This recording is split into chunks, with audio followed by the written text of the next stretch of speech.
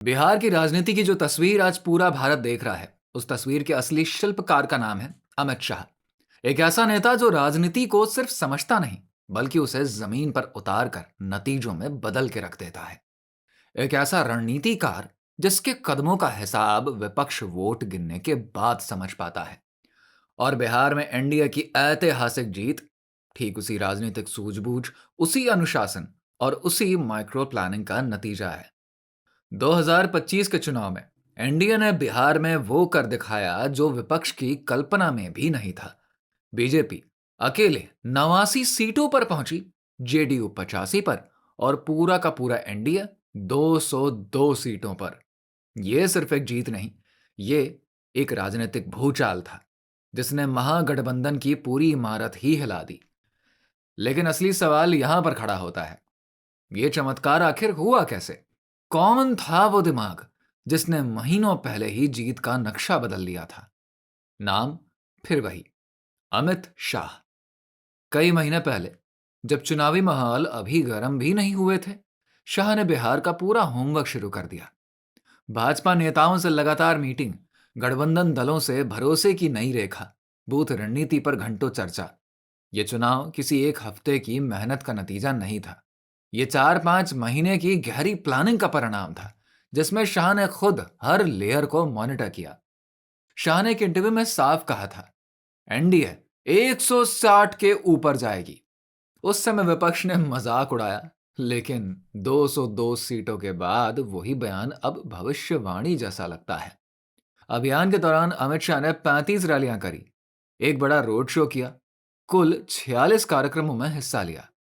यह सिर्फ उपस्थिति नहीं थी, ये एक संदेश था कि लड़ाई कितनी भी कठिन हो, एनडीए का कप्तान मैदान में सबसे आगे खड़ा है। लेकिन बिहार में सबसे बड़ा काम शाह ने मंच से नीचे किया, संगठन के अंदर।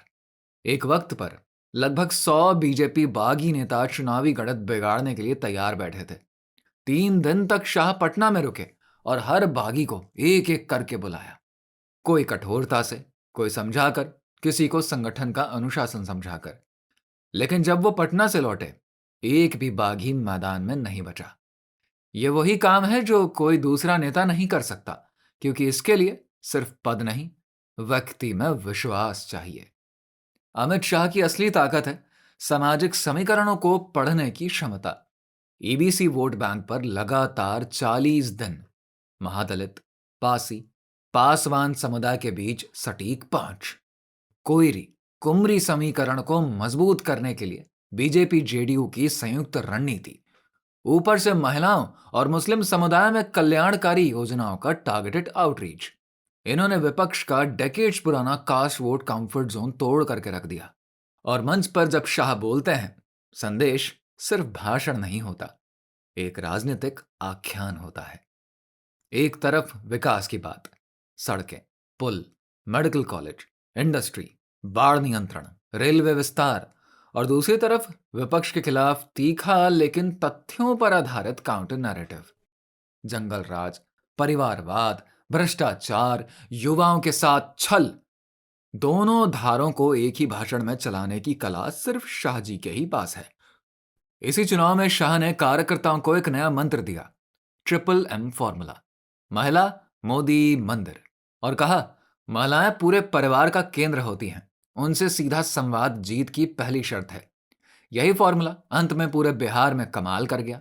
और आज जब परिणाम सामने है, हर विश्लेषक, हर राजनीतिक पंडित, हर कार्यकर्ता एक ही बात कह रहा है, इस जीत की रीढ़ अगर कोई है तो वो अमित शाह है।